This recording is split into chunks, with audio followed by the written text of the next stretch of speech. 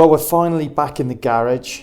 It's fair to say we've got some problems. One being the clutch. It's probably the master cylinder. And the next major problem is engine. It's not making enough power. We're going to have to take the head off as a minimum and see if the head's warped or not, or if there's an issue with the head gasket. If we do pull the engine, we'll probably change some clutch parts, such as the release bearing. The release bearing could have been in there for like 15 years and may need replacing.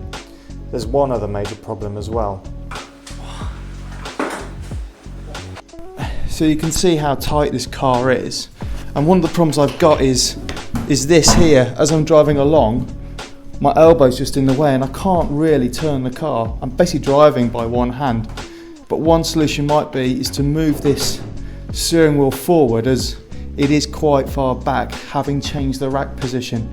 So I've unbolted the column. If we move it forward, yeah, that actually gives me a lot more room. Let's look in the expansion tank. Now, it's difficult to see. Let me get my torch in there. But it was very clean when I originally got the car, and then the engine sat a long time, so I figured it was just rust. But you can see that brown colour. That could be oil, which might have happened when we did the engine dyno run. You see sort of the brown colour in there. Now that's also a potential sign that oil's in the cooling system rather than rust, which could mean that again we've got failure of the head gasket. And you can see it does look like it might have boiled over as well. Could be a cooling issue, but again it could just be that the head gasket's gone and it's not liking it. Let's see if it's oily and brown or just brown.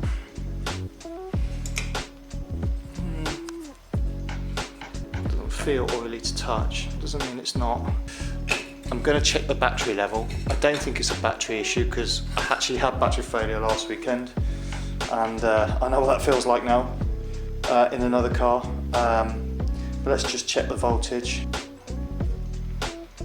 Well, the battery's looking healthy. We need to drain the coolant, take off the carburettor, take off the exhaust, probably take the side panel off so we can take the exhaust off, and take off the oil overflow and the cam belt, which we will replace because we've got a new one, and then take the head off. I wonder if there's a flow issue, because that is coming out very clean, while at the top of the head where the expansion tank is, it doesn't look clean at all. The water pump there connected to the belt, and this will be the suction side for the pump. I've actually connected it, you can see if you follow it along, to the top of the radiator. So really I need to swap those two around and have it coming out the bottom. I did notice on one of my videos when I was running the engine that the silicone pipe was actually collapsing under the suction. So we need to try and fix that, because that'll be causing a blockage. And there's the rest of it all over the bloody floor. Still pink. Well, you can see the coolant is a bit browny, but it's not too bad, you can see. It's not awful. It just needed a bit of a flush. So I don't think the coolant is the issue. This tube as well, here, that one. Like this connects to the inlet header. Now, I'm not sure what purpose it does, it performs. It connects to the radiator, and I think it's there to keep the inlet header warm so it doesn't freeze as the fuel goes through it and expands. But it doesn't have an outlet, it just has this one pipe connected to the radiator. So does that go back into the engine? I don't know, I'm probably going to have to pull it off to find out. I think this is the issue here. You see this machine block at the end, this one, and it connects to the expansion tank. Now it's been done because there's no space, but if you look at an original engine and see what it looks like. So here's an old engine I've got just for spares while I bang my head. But you can see how on the back you've got that nice tube connection with good flow out of it, but you've got a big bend that you have to contend with for the pipe.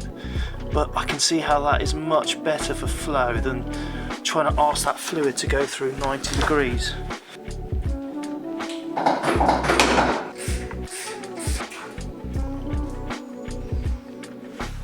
I suppose it's not horrendous. It's a nice big bend. It's a lot to ask the flow to turn around that corner, but it shouldn't be a deal breaker really. Semi good news.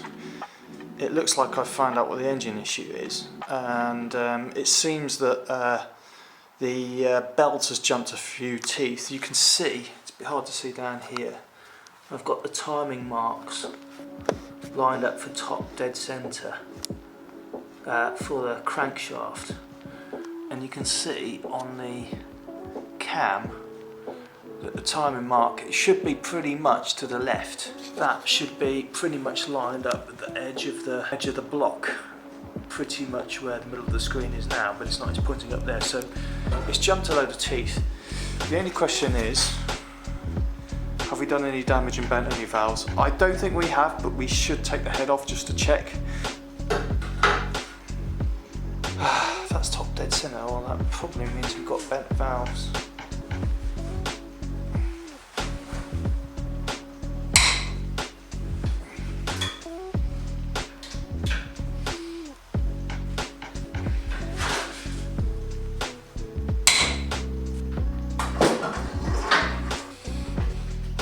I don't think I've got any bent valves, but let's see. No, it doesn't look like there's been any contact or anything like that. It looks pretty good actually. The gasket looks pretty good as well, there's no damage there. So it does look like it was just a timing issue, so we can put that back together. Okay, so I think I know what the issue is. It wasn't necessarily that the teeth had jumped off the cam. I think the trigger wheel had moved. Now there's nothing really holding this in place except the bolts, so this could actually move on its mounting. And I had noticed one of the bolts, at least one of the bolts was loose, so maybe this had maybe slipped around a bit, because the engine, when this was set to top dead center, wasn't at top dead center. It is now. I've moved the crank around, so I'm going to remount this back in its right place. I'm going to put some thread lock on the bolts as well, because I don't think there was any on it. Or if there was, there's a very tiny amount. So let's remount this in. So this is definitely at top dead center. But yes, it was definitely a timing issue of some sort that's caused this problem. Well, you can see I've now lined up the trigger wheel and it's definitely top dead center now, which it wasn't before. So this could have been my issue, and I've just noticed as well the battery terminal is loose as well, so multiple issues I've found. So I've got a gasket kit that luckily includes bolts as well.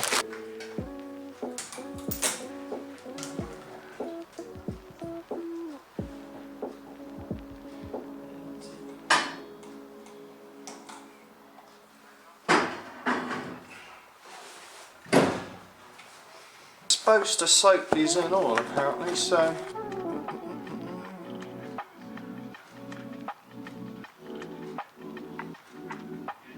get a good coating of them.